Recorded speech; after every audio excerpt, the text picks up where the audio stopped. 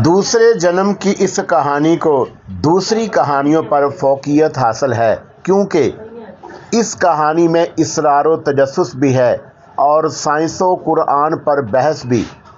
ये उन लोगों के लिए ही मैंने ये लिखी है जो ये कहते हैं कि साइंस का दौर है। इस दौर में मज़हब का असर कम से कम होता चला जाएगा। ऐसा कहने वाले किसी हद तक गलत हैं। मैंने इसी नुक्ते को मरकज़ बनाया है। साइंस व इस्लाम पर ऐसी कोई कहानी शायद ही आपने पढ़ी या सुनी हो। इस कहानी में थ्रिल भी है और सस्पेंस भी, पुरअसरारियत भी है और साइंस भी। यानी एक कहानी में कई किस्म की कहानियां हैं। ये तजर्बा आपको कैसा लगा ज़रूर बताइएगा। वस्सलाम, परवेज़ बिलग्रामी। अस्सलामु अलैकुम दोस्तों, पेश खिदमत है दूसरा जन्म एपिसोड नंबर 26। उसकी बात ख़त्म हुई थी कि हेलन आपे से बाहर हो गई। उसने गुस्से में कहा, तुम अपना ये शैतानी तजर्बा बंद कर दो वरना बहुत बुरा होगा। डॉक्टर साल्वे ने बड़ी मुश्किलों से अपनी बीवी को ठंडा किया। कुछ देर खामोश रहने के बाद उसने बीवी से पूछा, मैंने सुना है कि तुम अपने असिस्टेंट मार्सले को नौकरी से बर्खास्त कर रहे हो। डॉक्टर ने कहा, हाँ, वो इतने दिनों में भी सही तरह से अंग्रेज़ी नहीं सीख सका और मैं फ्रेंच नहीं समझता। नतीजन तजर्बा करते वक्त बहुत ज़्यादा परेशानी का सामना होता है। फिर वो अपनी मुंतक भी मुझ पर थोपने लगा है, इसलिए मैं इसी हफ्ते से उसे बर्खास्त कर रहा हूँ। डॉक्टर ने वाकई अपने असिस्टेंट को निकाल बाहर किया। वो बेचारा वापस फ्रांस चला गया। उसके जाने के बाद डॉक्टर ज़्यादा वक्त बीवी को देने लगा। वक्त बड़े अच्छे अंदाज से गुजर रहा था कि एक रात हेलन को एहसास हो गया कि वो माँ बनने वाली है। ये एक अच्छी खबर थी, मगर वो कांप उठी। उस वक़्त उसका शौहर बेखबर सो रहा था कि उसने उसे उठा दिया। फिर बोली, तुमने आखिरकार मुझे भी तजर्बा गाह की चूहिया बना दिया। अब मैं समझी कि तुम बार बार अपने हाथों से खाना क्यों खिला रहे थे। तुम खानों में दवा मिलाकर मुझे खिलाते रहे हो। डॉक्टर साल्वे ने बीवी को समझाने की कोशिश की। तुम्हें इस पर फ़ख्र होना चाहिए कि तुम एक ऐसे बच्चे की माँ बनने वाली हो जो अपनी मिसाल आप होगा। अगर मेरा ये तजर्बा कामयाब हो गया तो तुम्हारा नाम तारीख़ में ज़िंदा जावेद बन जाएगा। ये तजर्बा इंसानी ज़िंदगी का रुख बदल देगा। नस्ल इंसानी सिर्फ एक जिस्म में ना जाने कितना फ़ासला तय कर लेगी। बहुत मुश्किलों से उसने बीवी को ठंडा किया था, वरना वो तो तलाक लेने पर तुल गई थी। डॉक्टर ने तलाक के बाद पैदा होने वाले हालात का नक्शा इतना भयानक अंदाज में खींचा कि सुबह होने तक हेलन का गुस्सा ठंडा हो गया। उसने खुद को हालात के रहमो करम पर छोड़ दिया था, लेकिन वो शोहर से कतई ताल्लुक़ कर चुकी थी। ना वो उससे कोई बात करती और ना किसी बात का जवाब देती। उसने अलग कमरे में सोना शुरू कर दिया था। वो दोनों आगे पीछे उस मकान तक पहुँचे जिसे यहाँ के लोग मकामे नहस कहते हैं, क्योंकि यहीं वो खड्ड था जिसके बारे में अली मदद शाह के ख़ानदानों में ये बात फैली हुई थी कि जब उनके मर्द 40 साल के हो जाते हैं तो इस खड्ड में गिरकर माजूर हो जाते हैं। इस वजह से उस तरफ उनके ख़ानदान का कोई फ़र्द नहीं आता जाता। गुलाम रसूल और प्रोफेसर को भी यहाँ आने से मना किया गया था, मगर वो दोनों ही बिला खौफ उधर जाते थे। गुलाम रसूल ने वहाँ पहुँचकर कहा, मैं तो चला इस पेड़ के नीचे आराम करने ताकि किश्तवार ख्वाब की अगली कड़ी देख सकूं। तुम वहाँ तो मैं यहाँ, ये कहकर कैथी एक बड़े से पत्थर पर बैठ गई। गुलाम रसूल के कदम उस पेड़ की तरफ उठने लगे। फिर वो जाकर उस पेड़ के तने से टेक लगाकर बैठ गया। अभी ज़्यादा देर ना गुजरी थी कि उसकी आंखें नींद से बोझल होने लगी। पता नहीं ये उस पेड़ का कमाल था या नफ्सियाती असर कि वो कुछ ही देर में गहरी नींद सो गया। इधर उसकी आंखें बंद हुई, उधर उसके जहन के दरीचे खुलते चले गए। वो खुद को उसी मंदिर में देखने लगा। उसी पेड़ के पीछे वो खड़ा था जहाँ असद अल कबीर और जोनू बैठे थे। जोनू किसी बात पर खफा होकर जा रही थी कि असद अल कबीर बोला, खुदा के लिए रुक जाओ। लेकिन वो रुकी नहीं। तब ही पेड़ के पीछे खड़े एहसन ने आगे बढ़ना चाहा था कि उसका पैर रपट गया। वो गिरते गिरते संभला, फिर आगे बढ़ा। असद अल कबीर की पीठ उसकी तरफ थी, इसलिए वो देख नहीं पाया कि एहसन उसका दुश्मन नंबर 1 उसके पीछे पहुंच चुका है। वो तेज़ी से ढलान उतरती जा रही थी। एहसन की निगाहें भी उसकी तरफ उठी हुई थीं, मगर वो वराफ़गी ना थी। उसकी निगाहों में हसद की आग थी। वो अब इतना आगे आ चुका था कि असद अल कबीर में सिर्फ 2 हाथ के फासले पर था। आहट सुनकर उसने मुड़कर देखा। एहसन को देखते ही वो चौंक कर खड़ा हो गया। एहसन ने 2 कदम आगे बढ़कर कहा, क्यों अजनबी, तुम यहाँ क्या कर रहे हो? मैं अजनबी नहीं हूँ, तुम्हारे सरदार मुझे मोहसिन कहता है, असद अल कबीर ने गुर्रा कर जवाब दिया। दोनों एक दूसरे को गोसीली नज़रों से देख रहे थे। मोहसिन हो गए सरदार के, लेकिन मैं यहाँ का सिपा सालार हूँ, इसलिए इस सल्तनत में आने वाले हर गैर मुल्की को शक की नज़रों से देखना मेरा फ़र्ज है। ये भूल गए कि जब दुश्मन ने हमला किया था तो सबसे पहले हथियार फेंक कर भागने वालों में तुम थे। ये मेरी ज़ात थी जिसने दुश्मनों को भागने पर मजबूर कर दिया। इतना मुनज़्ज़म हमला अकेले पसपा किया। रहा सवाल गैर मुल्की होने का, तो जनाब आप भी तो नंगार के नहीं हैं, गिलगित के नगर से आए हैं। गिलगित से आने वाले के लिए भी यहाँ की सरजमीन अजनबी कहलाएगी। असद अल कबीर के अखर लहजे में जताई गई बातें सच्चाई का मरका थी, फिर भी एहसन के दिल पर तीर की तरह लगी। उसका चेहरा सुर्ख हो गया। उसने तलवार के दस्ते पर झटके से हाथ रखा था कि असद अल कबीर ने उससे भी ज़्यादा फुर्ती दिखाई। वो उछल कर पीछे हो गया और उसी तेज़ी से अपनी तलवार को बेनियाम कर लिया। एहसन को एहसास था कि वो अपने इलाके में सबसे बेहतर शमशीर जन है, मगर वो अरब के इस जवान से ज़्यादा फुर्तीला और तलवारबाजी में ताक नहीं है, इसलिए पीछे हट गया। उसकी तरफ दोनों का बाप था, जहाँ के उमरा थे, मगर आवाम का दिल असद अल कबीर के नाम पर धड़कता था। अगर लोगों को पता चल जाए कि वह शमशीर जनी में असद अल कबीर से हार गया है, तो लोग उसे सिपा सलार के ओहदे से भी महरूम कर देंगे। आवाम की ताकत सबसे अहम है, इसलिए ही वो मुड़ गया था। मुड़ते मुड़ते बोला था, मुझे सिर्फ जोनों की इज़्ज़त प्यारी है। अगर मैं तुमसे 2-2 हाथ करता हूँ तो यह खबर आवाम तक पहुँचेगी और जोनों बदनाम हो जाएगी। जाओ, मैंने माफ़ किया। ये कहकर वो मुड़ गया। असद अल कबीर के होंठों पर तंजिया मुस्कुराहट थी। वो कुछ कहता कि एहसन दोबारा बोल उठा, हाँ याद रहे, ये मत समझना कि मैं तुम्हारी तरफ से गाफिल हूँ। बस मुझे तुम्हारी गरीबल वतनी पर रहम आ जाता है कि परदेसी हो, बेवतन हो। सुनो दरिया दिली के मौजूद आज़म, ज़्यादा बक बक ना करो, वरना मुनसफ बनने के लिए तलवार को जहमत देना पड़ेगी। उस धमकी का असर उल्टा पड़ा और एहसन तलवार सोंध कर पलट आया। ख्वाब की हालत में भी गुलाम रसूल को ऐसे लग रहा था जैसे एहसन के रूप में वो खुद है और असद अल कबीर की जगह प्रोफेसर उस्मान। वो दोनों एक दूसरे के मुकाबले इस तरह खड़े थे जैसे आंखों ही आंखों में एक दूसरे को निगल जाएंगे। अलग कमरे में सोकर भी वो डॉक्टर सालवे से अलग नहीं हो सकी थी। आखिरकार वो उसका शोहर था। शोहर से नाराज़ तो हुआ जा सकता है, हमेशा के लिए अलग नहीं। डॉक्टर सालवे भी बीवी से अलग होकर अलग ना हो पाया था। वो अपने तजर्बे का नतीजा जानने के लिए बेचैन था। प्रोफेसर उस्मान की सवारी के इंतज़ार में खड़े साथियों को उकताहट से बचाने के लिए कहानी सुनाई जा रहे थे। ये कहानी इतनी दिलचस्प थी कि सब के सब हिमा तन गोश थे। प्रोफेसर उस्मान ने सिलसिला कलाम को आगे बढ़ाया। बिलाखिर वो दिन भी आ गया जब वो बीवी को लेकर मीटरंटी होम पहुंचा। उस वक़्त हेलन भी परेशानी महसूस कर रही थी और डॉक्टर सालवे भी। डॉक्टर सालवे अपने तजर्बे का नतीजा जानने के लिए बेचैन था और हेलन ये सोच सोच कर परेशान थी कि वो एक तजर्बाती बच्चे की मां बनने वाली है। बच्चा हुआ तो हद दर्जा मुतमिन था, क्योंकि डॉक्टर ने बता दिया था कि बच्चा नॉर्मल बच्चों जैसा है। उस खबर ने डॉक्टर साल्वे को मायूस कर दिया, इसलिए भी उसकी तवज्जो कुछ कम हो गई।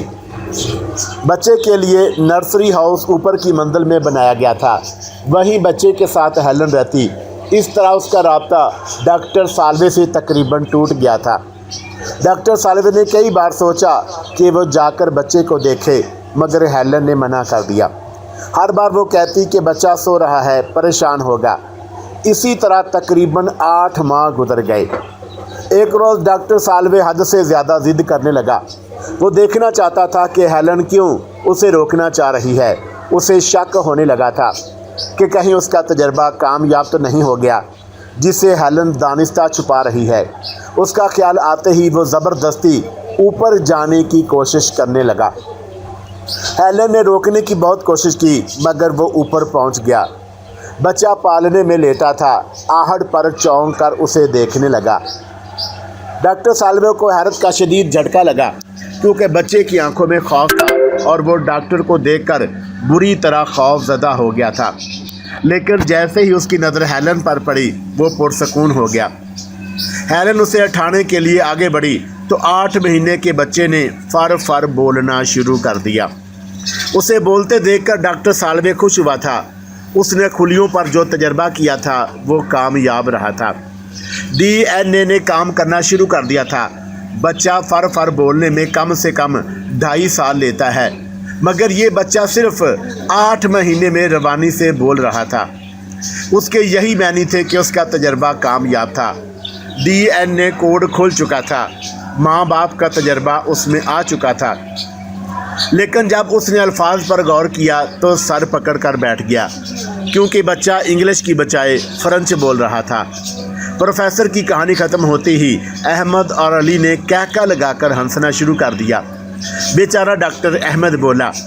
DNA कोड ने उसे कहीं का ना छोड़ा। उसी वक्त मुखालफ सिमत से आता हुआ ट्रक नज़र आया। उसे देखकर अली ने कहा, इतना वक्त भी गुजर गया और बोरियत भी नहीं हुई, आपने अच्छी कहानी सुनाई। इस कहानी में मेरा अपना तजर्बा भी शामिल है। मैं खुद भी इसी नहज पर तजर्बे कर रहा हूँ। DNA की प्योंदकारी मेरे तजर्बे की बुनियाद है। मैंने DNA पर रिसर्च करके दुनियाए साइंस को बहुत कुछ दिया है, प्रोफेसर उस्मान ने कहा।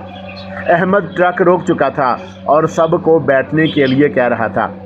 एक के बाद एक बस सब ट्रक पर सवार हो गए। तकरीबन 1 घंटे के बाद वो सब कस्बे के उस घर में मौजूद थे जिसे बतौर हेड क्वार्टर इस्तेमाल कर रहे थे।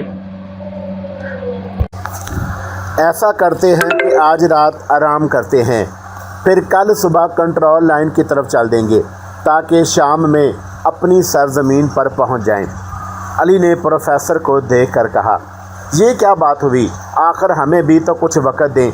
आपने हम मजलूमों के लिए इतना कुछ किया, अब क्या हम ऐसे एहसान फरामोश नहीं कि अपने मौसम की ज़रा सी भी खातर ना करें? 1 रोज़ आराम करें, फिर जाने की सोचें, अहमद ने कहा। नहीं भाई, हमारे पास अब बिल्कुल वक्त नहीं है।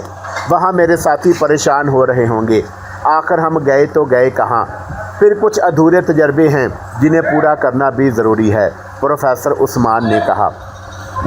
फ़िलहाल आप कुछ देर आराम करें, मैं श्रीनगर में अपने एक दोस्त को फ़ोन करके आता हूँ, अली ने कहा, ताकि वहाँ की ताज़ा सूरत हाल मालूम हो सके। अली चला गया। प्रोफेसर आराम करने के ख्याल से लेट गए, मगर ये दौरानिया तवील साबित ना हुआ। अली ने लौट कर कहा, बहुत बुरी खबर है। गुलाम रसूल बंद आंखों से देख रहा था कि असद अल कबीर और एहसन एक दूसरे को खा जाने वाली नज़रों से देख रहे हैं। अभी किसी ने पहल ना की थी, मगर किसी भी वक्त तलवारें टकरा सकती थी कि जोनो लौट आई। उसे देखकर एहसन संभल गया। वो मुड़ना चाहता था कि जोनो ने गुस्से में उसे ज़ोर का धक्का दिया और वो संभलते संभलते भी गिर गया। उसके पीछे ढलान थी, वो लड़कता हुआ नीचे गिरने लगा। तब ही गुलाम रसूल की आंख खुल गई। वो पसीने से शराबूर था, सांस धूकनी की तरह चल रही थी। उसने घबराकर इधर उधर देखा। सामने ही कैथी खड़ी थी। वो बगौर उसके चेहरे का मुताला कर रही थी। चलो, उसने कैथी से कहा और उठकर घर की तरफ चल पड़ा। तुमने ऐसा क्या देखा? कैथी ने पूछा, मगर गुलाम रसूल ने जवाब नहीं दिया।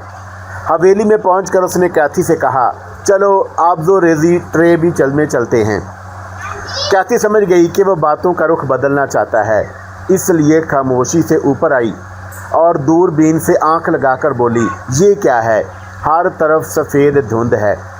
ये आसमान है और आसमान की वसअत को जान लेना आसान नहीं है। गुलाम रसूल ने हंस कर कहा, आसमान क्या है? गैसों का मजमूमा। कुर्रा अर्द के बाहर जो खला है उसके आगे गैसों का पर्दा है। यही साइंस ने बताया, तजर्बे की कसौटी पर परख कर बताया।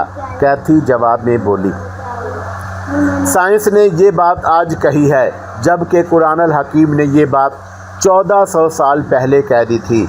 सूरह मोमिनीन की 17वीं आयत है, और हमने तुम्हारे ऊपर 7 रास्ते बनाए और हम मखलूक से बेखबर नहीं हैं। कदीम अरबी में 7 बेमानी बहुत के हैं और लातादाद के लिए 40 इस्तेमाल किया जाता है। इस आयत की तशरीह में कहा जा सकता है कि खुदावंदे करीम ने आसमान पर बहुत से रास्ते बनाए। हर रास्ता किसी न किसी मंजिल के लिए होता है, और मंजिल किसी सैयारे को भी करार दिया जा सकता है, यानी किसी सैयारे तक पहुंचने की बात की गई है। कुरान करीम में बारी ताला फरमाता है, फिर वो आसमान की तरफ मतवज्जा हुआ और वो उस वक़्त धुआं था, तो उसने उससे और ज़मीन से कहा, तुम दोनों आओ, अताअत करो, खुशी से या कराहत से। दोनों ने कहा, हम बखुशी हाज़िर हैं, हुक्म के ताबे हैं। फिर उसने 2 दिन में उस धुएं के साथ 7 आसमान बनाए। गैसों को धुआं भी कहा जा सकता है। अब बताओ, आसमान की हकीकत साइंस ने पहले बताई या कुरान ने? भाई मैं कब कहती हूँ साइंस ने पहले बताई? ये तो तुम मुसलमानों की गलती है कि तुम लोग कुरान पर रिसर्च नहीं करते, गौर नहीं करते, सवाब के लिए रटते रहते हो। मैं अक्सर सोचती हूँ, काश कुरान हकीम हज़रत मूसा अलैहिस्सलाम पर उतरता, फिर देखते कि हम इस किताब से कितना फ़ायदा उठाते, क्योंकि इसमें इल्म जगराफिया, इल्म तारीख़, इल्म हित, इल्म फ़लसफ़ा, इल्म तिब, गर्द के हर इल्म इसमें है। तुमसे बहस का एक फ़ायदा मुझे ये भी तो हुआ कि मुझे कुरान की जामियत का इल्म हो गया। तुमने इल्म तिब की बात कही तो मैं बताता चलूँ, इस किताब अल्लाह में तिब के बारे में इतना कुछ कहा गया है कि उसे अगर हदीस करीम की रोशनी में समझ लिया जाए तो कभी कोई बीमारी ना हो। मज़ेदार बात यह है कि कुरान करीम को जितने बेहतर अंदाज में रसूल अकरम सल्लल्लाहु अलैहि वसल्लम ने समझाया, सहाबा कराम रज़ी अल्लाह अन्हों ने समझाया, आले रसूल रज़ी अल्लाह तआला अन्हों ने समझाया, इस अंदाज पर गौर कर लिया जाए तो इंसानी ज़िंदगी का राज पूरी तरह खुल जाए। 70 ट्रिलियन खुलिये का मजमूआ है ये इंसान, और उन खुलियों का राज भी कुरान ने समझाया है, मगर हम समझ नहीं सके। जिसने समझा उसने इंसानी जिस्म की सही तशरीह कर दी। एक मशहूर वाक़या सुने, जिसे अलामा रशीदुद्दीन अबू अब्दुल्ला मोहम्मद बिन अली इब्ने शहर अशूब माजिंदरानी अलमतूफ़ी 588 ने नकल किया। ये वाक़या मंसूर अब्बासी के दरबार का है कि 144 हिजरी में एक तबीब हिंदी बगदाद पहुंचा। उस ज़माने में हिंद का सिस्टम ऑफ मेडिसन आयुर्वेदिक बहुत बेहतर माना जाता था। हिंद के तबीब को ख़ास अहमियत दी जाती थी। उस तबीब ने भी अरब के लोगों पर अपनी काबिलियत की धाक बिठाने के लिए कई गुंजलक सवालात किए। अरब के तबीब उसका जवाब ना दे सके। अरबों के वक़ार का सवाल था। खलीफा मंसूर अल-वानिकी ने इस तबीब से टक्कर लेने के लिए कई उलमाओ अतबा को तलब किया। उनमें से एक ने उसके तमाम सवालात का तसल्ली बख्श जवाब दिया। फिर कहा, अब तुम मेरे सवालात का जवाब दो। उसने पूछिए कहा तो उन्होंने कहा, बताओ सर पर बाल क्यों हैं, पेशानी बालों से खाली क्यों है, आंखें बादाम जैसी क्यों हैं, नाक का सुराख नीचे की तरफ क्यों है, मुंह पर 2 होंठ क्यों बनाए गए हैं, सामने के दांत तेज़ और दाढ़ी चौड़ी क्यों है, इन दोनों के दरमियान में लंबे लंबे दांत क्यों हैं, ہتھیلیوں پر بال کیوں نہیں ہوتے؟ ناخن اور بال میں جان کیوں نہیں ہوتی؟ طبیب ہندی گھبرا اٹھا، کیونکہ ان باتوں کا جواب نہ طب ہندی، نہ یورو ویدک، نہ طب یونانی میں تھا۔ English system of medicine, medical science نے تو صحیح طور پر جنم بھی نہیں لیا تھا، اس لیے اس بیچارے کو بھی معلوم نہ تھا۔ اس نے کہا، تو کیا آپ نے طب یونانی، طب ہندی سے ہٹ کر کوئی اور طب بھی پڑھی ہے؟ اس طب کا نام کیا ہے؟ اس طبیب ہندی کے سوالوں کا جواب دے رہے تھے مشہور مسلم سائنسدان جابر بن حیان کے استاد حضرت امام حسین رضی اللہ تعالیٰ عنہ کے پڑپوتے سیدنا امام جعفر صادق بن سیدنا امام محمد باقر۔